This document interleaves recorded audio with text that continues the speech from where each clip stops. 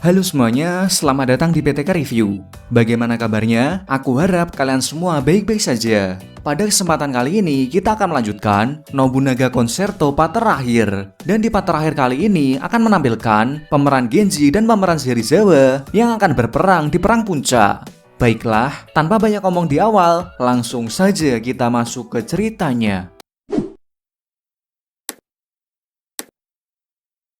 Di part kelima ini diawali dengan memperlihatkan rapat antara para petinggi klan Oda.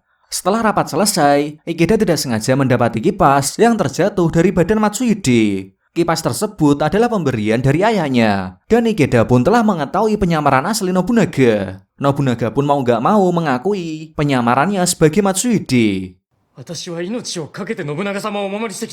Dan sejak saat itu, sikap Ikeda terhadap Saburo atau Nobunaga palsu berubah menjadi dingin. Ketika Saburo ingin melakukan pertemuan dengan klan lain untuk membahas perang, Ikeda menyarankan agar mengutus Matsuhide untuk berunding. Saburo kemudian mengirim 3 utusannya, yaitu Matsuhide, Tokichiro, dan juga Ikeda.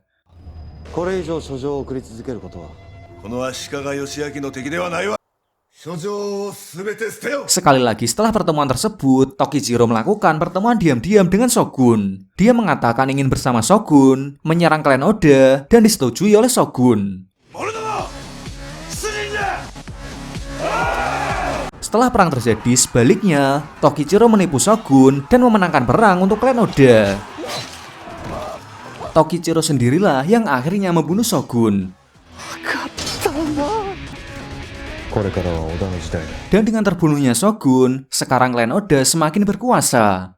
Sementara itu di sisi lain, Ikeda yang sudah tidak tahan dengan kebohongan Nobunaga palsu, dia langsung berbicara bertemu Saburo. Ikeda menuntut Saburo untuk meninggalkan kerajaan karena sudah menipu menjadi Nobunaga palsu selama ini. Saburo kemudian meminta kesempatan untuk menyelesaikan perang terakhir ini hingga selesai. Dan dalam perang terakhir, Oda harus berperang dengan mantan sekutu mereka yaitu klan Azai, yang dimana pemimpinnya adalah Nagamasa, suami dari Oichi, adiknya Nobunaga. Sebenarnya Nobunaga dan Nagamasa adalah teman baik. Namun karena ayah Nagamasa sangat membenci Nobunaga dan menginginkan kematiannya, jadi perang ini sudah tidak bisa dihentikan lagi. Di kubu klan Oda, mereka dipimpin oleh Tokichiro yang meminta berada di pasukan depan.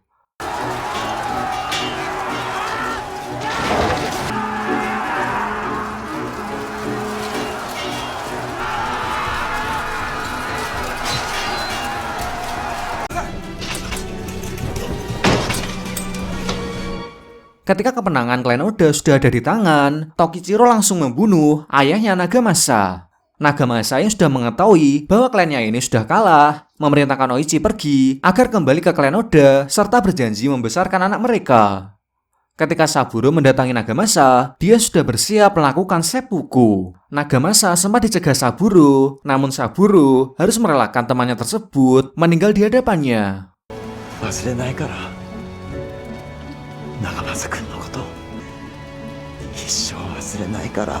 Selepas perang usai, Saburo sudah berjanji akan melepaskan nama Nobunaga dari dirinya. Dan Kicho sebenarnya sudah mengetahui identitas asli Saburo yang datang dari masa depan. Dia menghampiri Saburo. Ketika Saburo tidak pergi, Kicho yang sudah terlanjur jatuh cinta dengan Saburo sebenarnya tidak ingin dia pergi. Namun pada akhirnya, mau nggak mau, dia harus merelakannya.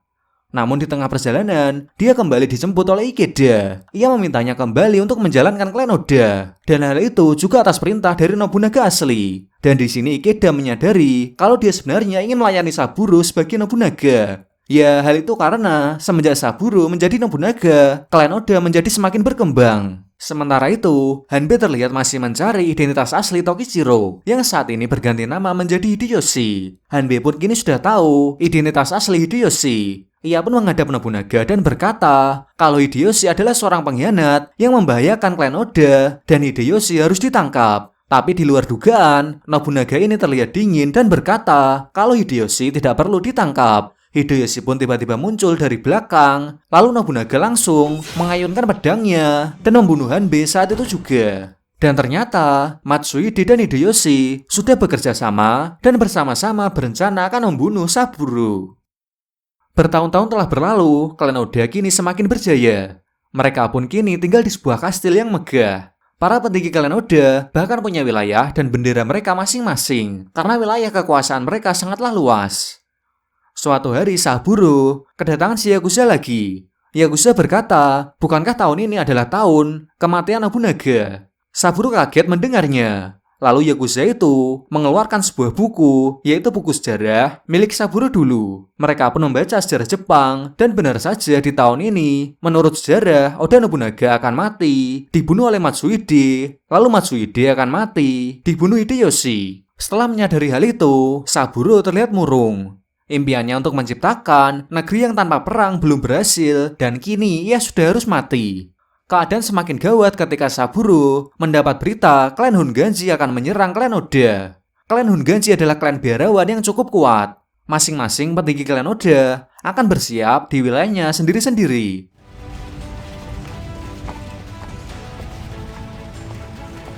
Hari pertempuran itu pun semakin dekat, Saburo terlihat semakin risau, merasa kalau di pertempuran ini dia akan mati.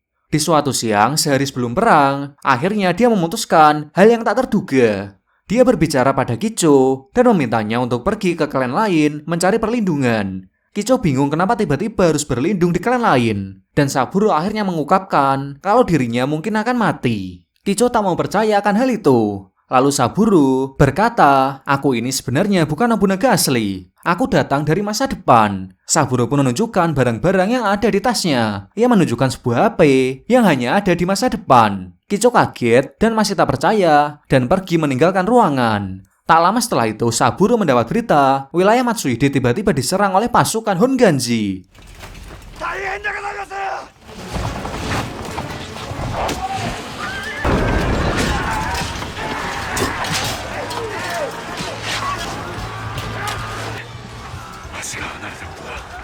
Sehari sebelum perang dimulai, Saburo pun langsung bergerak bersama pasukannya berniat membantu Matsuhide. Sementara itu di wilayah Matsuhide, dia merasa kebingungan karena serangan yang tiba-tiba ini. Dia merasa akan kalah karena ia dan pasukannya tidak siap dengan serangan yang tiba-tiba. Namun muncullah berita kalau Saburo sedang dalam perjalanan akan membantu Matsuhide. Matsuhide tak menyangka dia akan dibantu oleh Saburo. Selama ini ia telah bersekongkol dengan Hideyoshi untuk menghancurkan Saburo. Tapi Saburo masih tetap saja membantunya. Matsuhide pun bersama pasukannya langsung menuju wilayah peperangan Saburo. Di wilayah perang terlihat Saburo bertempur habis-habisan melawan banyak musuh.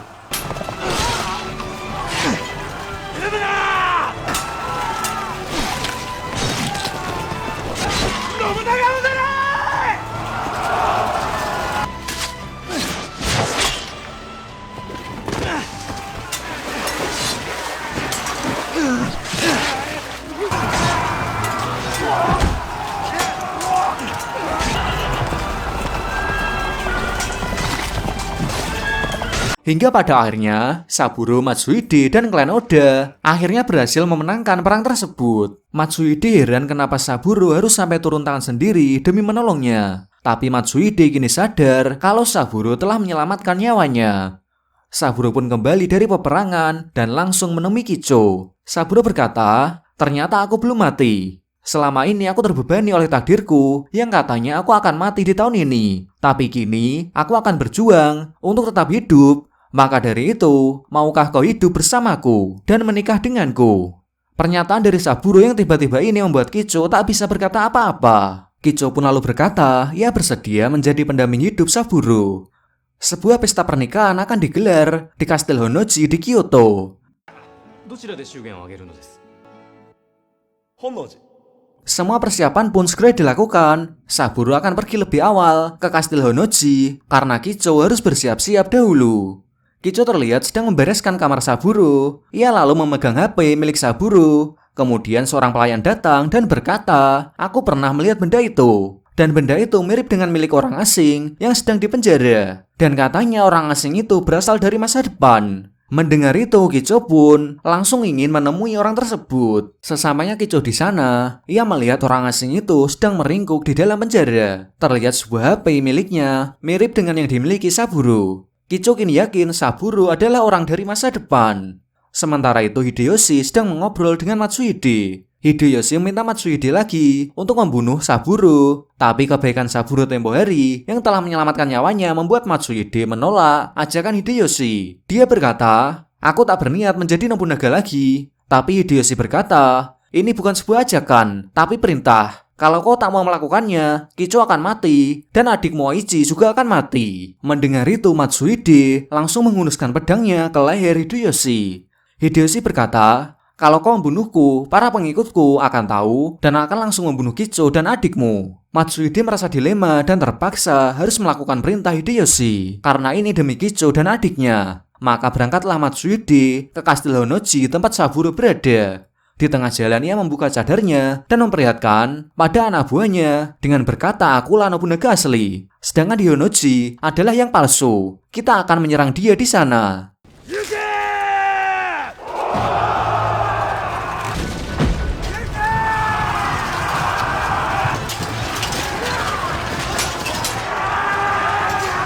Matsuhide pun langsung menyerang Kastil Honnoji. Saburo yang sendirian di sana langsung kaget dan tak menyangka akan diserang tiba-tiba. Lalu, secara mendadak, sebuah anak panah melesat mengenai bahunya Saburo. Tapi untungnya dia masih bisa berdiri dan berlindung di dalam. Lalu Matsuhide masuk ke dalam dan berhasil menemukan Saburo. Saburo berkata, "Apa yang kau lakukan?" Matsuhide menjawab, "Ini semua adalah ancaman dari Hideyoshi. Kalau tidak aku lakukan, Kicho dan Oichi akan dibunuh." Mendengar hal itu, Saburo pun merasa tak bisa berbuat apa-apa. Matsuhide lalu berkata, "Aku tak akan membunuhmu. Kau pergilah, aku yang akan menanggung semuanya." Saburo merasa tak ada jalan lain selain saran dari Matsuhide itu. Ia pun lalu pergi keluar dan kabur lewat jalan belakang. Tak lama setelah itu muncullah Hideyoshi. Matsuhide berkata, "Aku akan melakukan harakiri." Tapi Hideyoshi menahannya dan berkata, "Nyawamu sendiri tak akan cukup dibandingkan peristiwa dahulu. Dulu desa Hideyoshi dibantai oleh Nobunaga, semua keluarganya mati terbunuh, desanya hancur tak tersisa." Hideyoshi berkata, "Aku juga akan membunuh Oichi dan Kicho." Matsuhide mohon jangan lakukan itu. Hideyoshi langsung termakan amarah dan dendam yang membara. Ia langsung menusuk Matsuhide dengan pedangnya berkali-kali. Semua amarahnya ia tumpahkan di setiap tusukan pedangnya. Hideyoshi pun keluar dari kastil yang terbakar. Ia mengumumkan sebuah hasutan pada seluruh anak buahnya kalau Nobunaga sudah mati dibunuh Matsuhide. Kini Hideyoshi menyuruh semuanya untuk mencari Saburo yang dianggap sebagai Matsuhide. Tak hanya itu saja, Hideyoshi kini juga mencari Kicho. Kicho yang mengetahui hal itu langsung kabur dari istana dan pergi bersembunyi di hutan. Lalu seorang pasukan Hideyoshi berhasil menemukannya, tapi tiba-tiba dari belakang dia dipukul hingga pingsan. Ternyata orang itu adalah Saburo. Mereka berdua pun langsung berlari mencari tempat aman. Mereka bersembunyi di sebuah kuil tua tak terpakai. Di sana Kicho berkata, "Mari kita kabur saja dari sini dan hidup berdua." Tapi di sini Saburo merasa takdirnya untuk mati tidak akan berubah. Kini Saburo dianggap sebagai Matsuhide, orang yang telah membunuh Nobunaga. Saburo harus mengakhiri masalah ini semuanya. Pagi harinya Saburo pun pergi keluar. Di sana para pasukan milik Matsuhide dulu menunggunya. Kicho menghampiri Saburo. Saburo berkata, "Terima kasih atas segalanya." Mereka pun berpelukan, tahu kalau ini adalah terakhir kalinya mereka bisa bersama. Saburo langsung pergi ke medan pertempuran. Di sana Hideyoshi dan para pasukannya sudah bersiap berperang dan pertempuran pun dimulai.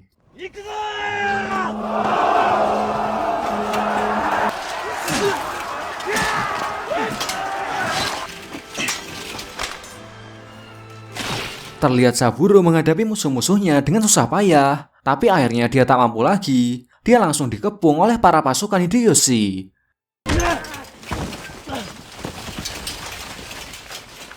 Saburo pun diikat dan dibawa ke hadapan Hideyoshi. Saburo kini pasrah, hidupnya kini sudah berakhir. Hideyoshi mengambil pedang, dan pedangnya terayun kuat menebas leher Saburo.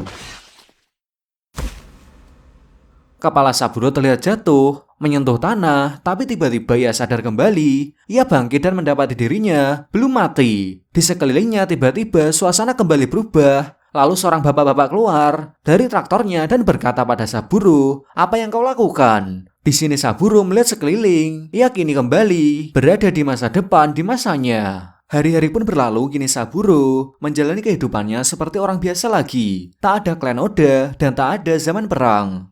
Dari balik pintu sebuah surat datang, Saburo pun membacanya, dan surat itu ternyata berasal dari orang asing yang juga seorang penjelajah waktu yang tempo hari berbicara dengan Kicho. Di dalam surat itu ada sebuah memori yang di dalamnya terdapat sebuah video.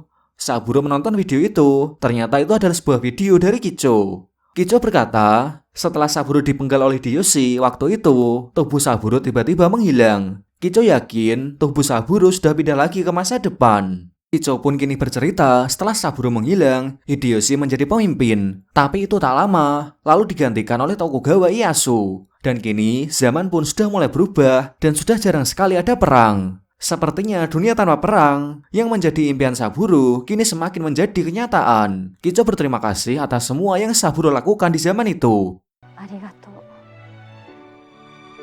Saburo menonton video dari Kicho sambil menangis. Dan dengan ini film pun selesai.